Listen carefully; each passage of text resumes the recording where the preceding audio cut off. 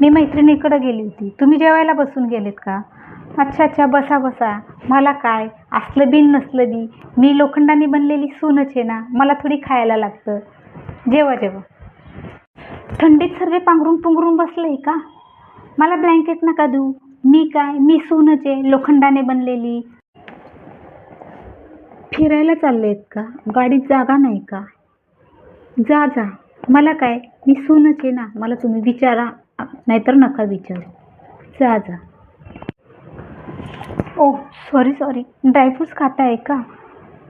मला काय, मी सूनच आहे ना, लपवलं बी केन माझ्यासमोर बी खाल्ले तर मी तुमचं काय करून घेणार आहे?